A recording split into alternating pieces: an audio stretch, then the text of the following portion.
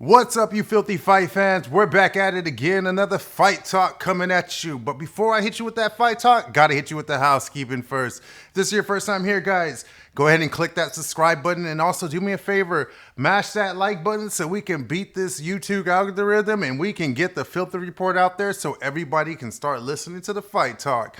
Now, with that out the way, gotta get to this fight night, which is gonna be Jairzinho Rozenstruik versus Ciryl Gane. Now, the fight card itself, I would say, tough to get through. It's a long fight card, even though it was only 10 fights, I think. I would think it was about 10 fights. But a lot of decisions, one KO. Not saying, hopefully the card usually ends with a ton of KOs. It's just, the fights were good. They were just long, tedious back and forth fights. I would say good matchmaking and some lackluster fighters still trying to find their way through the UFC. Other than that, first off, I got to give props out to Thiago Moises for his win over Alexander Hernandez. Good fight. Thiago Moises is basically, I have to admit, his hands are catching up to his jiu-jitsu. He is becoming a very dominant fighter, hard to deal with. Can't see who they test him with next.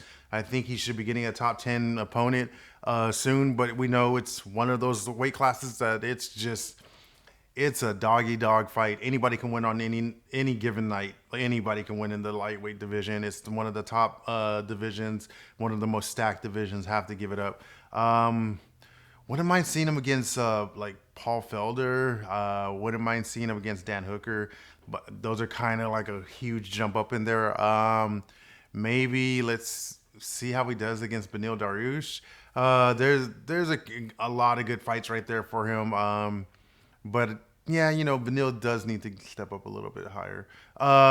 So yeah, there's a lot of decent fights for him. I couldn't wait to see him get tossed up into the top 10 to see who he can take on.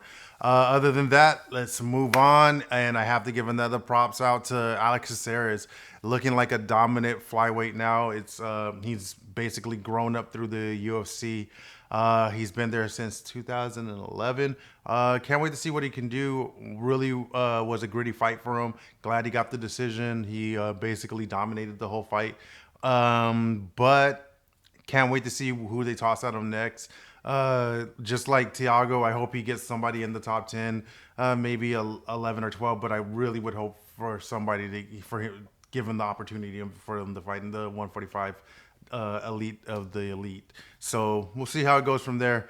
Now, with that out the way, of course, we got to jump into these fights. And thank God, dude, we can get to this fight, which is going to be Pedro Munhoz versus Jimmie Rivera. Now, the way this fight went did not match up to anything I was doing in the breakdown.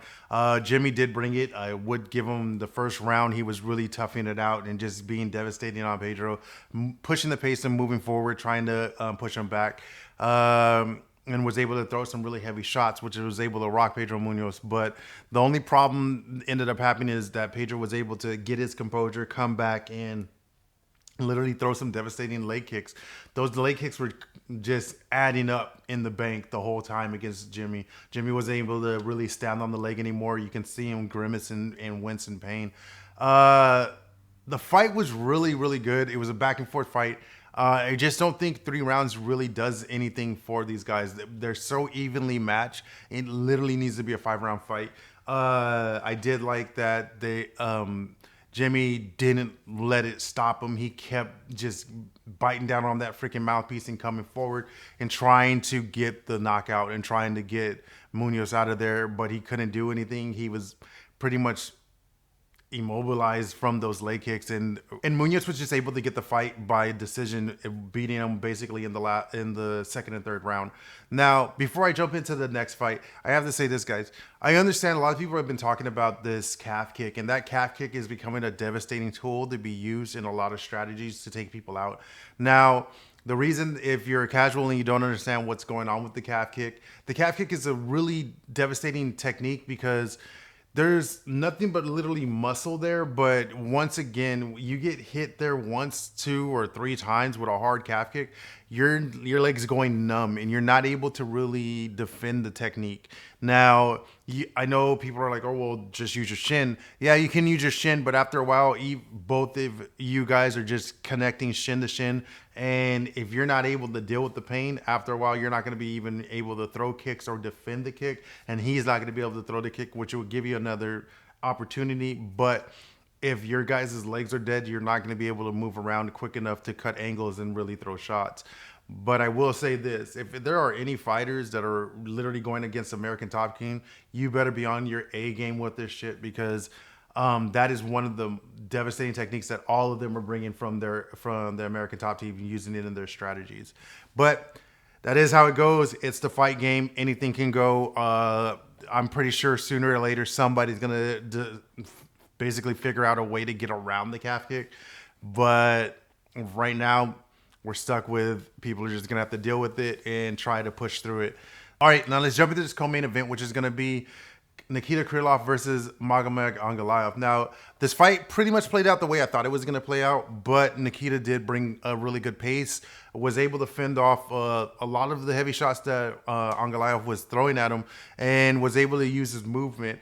But in the long run, he ended up losing the fight just because Goliath kept up a good pressure, was able to mix in his takedowns, and was able to mix in the ground and pound. What I have to say here is Goliath is a devastating force, and he's bringing a lot of good skills.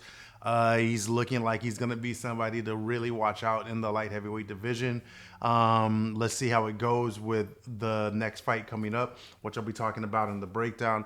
But I think he's a devastating fighter, and I wouldn't be surprised if maybe 2 or 3 years he might end up being a champion. Has a really good ground game. Is really strong on his feet. Has a lot of power and is devastating in cardio for days, and will push the pace. We'll grind it out like no tomorrow. Now, with that being said, guys, we're moving into the main event, which was going to be Jairzinho Rozenstruik versus Ciryl Gane. Now, this pretty much played out the way I thought it was, but really was a lackluster fight. Meaning just because Jairzinho seems to cut out throughout the fight. Like, he wasn't really listening to his corner. He wasn't really pushing a pace. Gane was able to move around on him, use his footwork, uses basically all of his experience of using his kickboxing skills to keep Jairzinho back. And Jairzinho just wasn't really, seemed like he didn't want to be there. Seemed like he wasn't feeling like being in the fight. But who knows? Was a decent fight. Wasn't surprised to see Gane get the win. Where do we go from here? I mean, I really think that Ciryl Gane is going to end up fighting Derek Lewis. There's a lot of hiccups right now with going, and a lot of logjams basically in the heavyweight division, because we do have the fight coming up, which is going to be Francis Ngannou versus Stipe in April. And then after that, we already know that John Jones is going to be fighting for the belt for whoever wins that. Now, I do understand that a lot of people are talking about how John came out saying that nothing's been signed and all that. Trust me, I get it. They'll get it signed. I think he has about 6 to 7 months before he fights. So we're probably shooting around maybe in November, maybe fall, maybe even the end of the year. The reason I think of this is because John is still working around and working on his striking with the new weight. And understand, guys, he's now walking around carrying the weight training at 252. He's really bulked up. But I know people have been watching his training videos and stuff like that. Don't worry, guys. Trust me, he's not going to fight at that weight. He'll probably condense down and get down to about like in the 230s and probably fight around that weight. I think John, when he fought at light heavyweight and was being the champion and being dominant like that, he's probably fighting around, walking into the cage, probably about 220. So with all that being said, I know that was like a complete ramble going into John Jones, but with all that said, the reason I'm saying all this is I think that with the logjam that we're gonna get Ciryl Gane versus Derek Lewis and Jairzinho Rozenstruik. I wouldn't be surprised maybe he gets the loser of the title match. Who knows? There's a lot going on there. But that's all I got for the fights that happened this weekend. But, of course, we're about to jump into this freaking breakdown. Now, guys, this card right here, UFC 259, do not miss. I'm about to break down this card, and just to tell you guys right now, I can't even break down all the damn fights. There are so many damn fights on here that I would love to break down, but from bottom to top, from early prelims all the way to the main card is freaking stacked. I mean, the main card alone has Alexander Rakic versus Thiago Santos. And then you got Israel Makhachev versus Drew Dover. And after that, you got for the bantamweight title, Peter Yan versus Aljamain Sterling. For the featherweight women's title, you have Megan Anderson versus Amanda Nunes. And then for the light heavyweight title, you got Jan Blachowicz versus Israel Adesanya. Guys, 4 champions, 3 title fights, stacked card. Don't miss it. Banger. Anyways, now let's get into these freaking breakdowns. And first off, I'm going to be starting with that bantamweight title fight between Peter Yan and Aljamain Sterling. Now, guys, this fight alone is going to be phenomenal. You got Peter Yan, who is a knockout artist, heavy-handed, always pushing the pace, ready to bang with you, ready to throw with you, got some good takedown defense, has some all right wrestling, but would love to get on top of you and just pound the shit out of you or either knock your ass out with one shot. Now, on the other side, you got Aljamain Sterling, who is a phenomenal wrestler and also a phenomenal jiu-jitsu artist. Flexible as hell, always ready to push the pace and always ready to take you to the floor and catch a submission from anywhere. Has a lethal guillotine and would love to get onto your back and hold you like a backpack until he can choke you the hell out. But don't miss out. He also has some really good hands. Now, the way I'm going with this fight, I got to take my boy Aljamain Sterling. He's been sitting at the top for a minute, been waiting for this opportunity, and I can't wait to see how he gets on to this fight with Peter Yan. I think it's going to take him a little bit of getting used to Peter Yan at first at the beginning. As long as he avoids some really heavy shots and he's able to get Yan to the floor, I think Yan's out of there with a submission and either going to be tapped out or going to sleep. Now, with that being said, guys, we have to jump into this co-main event. And the co-main event is for the featherweight women's title, which is going to be Amanda Nunes, best women MMA fighter in the world. And I kid you not, I understand you would have to compare that to being Cyborg for her longevity, but Amanda Nunes knocked out Cyborg. God damn, dude, she knocked out Cyborg. She owns 2 belts in the UFC simultaneously. The 135 and 145 pound champion. She is the women's legend champion. I will not pick against Amanda Nunes. Megan Anderson is a very good Muay Thai fighter coming from the down under, but I have to tell you guys right now, I don't see a path for Megan to get past Amanda Nunes. She hits like a Mack truck. She has some phenomenal jiu-jitsu, also has high-level judo. She will get you to the floor or keep it on their feet and be able to bang with you. I see her getting Megan Anderson to the floor and either ground and pounding her out in the first or second round or submitting her by the 3rd round. Now, let's get to the main event fight. Now, guys, what the hell can I say about this fight? Jan Blachowicz versus Israel Adesanya for the light heavyweight title. Now, you guys already know who I'm freaking picking. There ain't no way I'm going against Stylebender. No way. Stylebender is one of the elite strikers in the UFC right now, holding it down, banging it through, all the way through. 20-0 in the UFC. Do you understand? There's only been John Jones, and I know you guys are going to say, there's a loss on his record and the PEDs and blah, blah, blah. Yeah. He's still undefeated, man. And don't even talk to me about that Matt Hamill fight. Don't even get that shit out of here. Now, then you have Khabib Nurmagomedov. Come on, guys. Now, I have to give it up to Jan. I understand he has some really heavy power. He's very good with his striking, but you're just not Stylebender striking. There's no way you're going to beat that Stylebender striking. Stylebender is pinpoint with his strikes and loves to bring a pace that you're not able to keep up with and always keeps you guessing. His feints are fucking phenomenal. It's hard to freaking read him. Now, there are a couple of questions in this fight that we do need answered. What kind of weight is Israel going to be coming in? Because he's saying that he's not putting on that much weight, so I wouldn't be surprised if he walks in 190 at the most, maybe 195.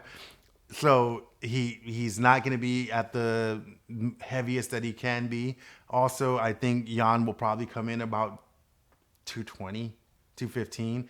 But don't forget, that's the same kind of weight that Paulo Costa came in, and look what Izzy did to him. I don't always think it's always about the heavier you are or the strength and the striking. Now, when it comes in the heavyweight, I would have to say that's pretty much how you're going to want to go. But with light heavyweight, if you're able to dance around, move around, use your footwork, which Israel is able to use, it is very good at, and be pinpoint with your striking, that's going to be a lot better than just having pure strength. So I'm going to have to go with Izzy. All right, guys, with all that, that's all I have for you guys this week. All I got left for you guys is a little bit of fight announcements and some fight news. So let's get to this fight news. And first thing I got to talk about is Jorge Masvidal already barking out that he's going to be coming back out in August or September. Now, we all know we're wondering what the hell's going on. We thought we were getting the basically the tough captains going to be Jorge Masvidal versus Kamaru Usman for the title fight and the probably, I would say, International Fight Week. Sometime around there or maybe in fall. But it seems like that fight's not happening. So are they matching Kamaru up with Kobe Covington? Or there's also been rumors and talks that Nick is actually coming back, which meaning Nick Diaz, and it might be Nick Diaz versus Jorge Masvidal. Not sure what's going on there. Can't wait to see how that fight goes down if it is coming up. I find it very odd. I really thought that Jorge would be going for that title fight, but you guys know money talks, so we'll see where we're going with that.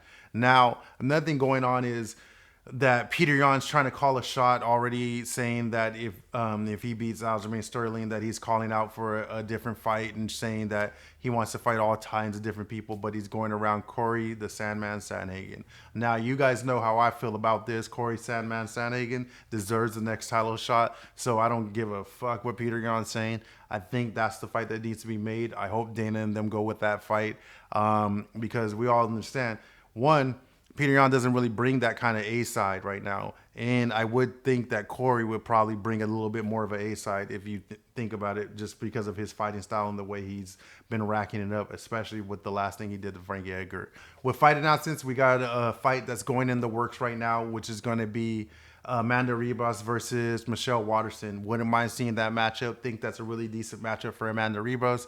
Think it might be a little bit of a hard fight for Michelle Waterson, but I'm always up for her to take a challenge. I know she's always up for the challenge, and I know she's trying to get right back in that title contention. Another fight that's in the work is going to be Carla Esparza versus Yan Zhang, and that's going to be for May 22nd. Hopefully that fight gets booked. I can't wait to see how that fight goes down. It'll be a really good fight for Carla Esparza, and I hope she'll be able to get into the top 10 after that. Now, also another fight that's been in talks is Dustin Poirier versus Conor McGregor in summer. See how it goes. I was hoping that Dustin would actually be fighting for the title. Not sure. We'll see how this goes. I really would like to see where they're going to be going with the lightweight title. It's seeming like this is a really big hiccup for them. But we'll see how it goes. And like that, guys, that's all I got for you guys this week. So with that, if this is your first time here, guys, go ahead and hit that subscribe button. And also do me a favor, mash that like button so we can beat the YouTube algorithm and the Filthy Report can start getting out there and we can start letting everybody hear about Fight Talk. And also, mash the freaking bell so you guys know when the next episode drops. Check out my other show, too, while you're at it. Let's Get Geek, where I talk about anime, manga, comic books, and, of course, I'm talking about WandaVerse right now. All right, guys. Like always, if nobody loves you, remember, I love you. I am Jason Filthy Jones, bringing you the dirtiest information with the cleanest style. Peace.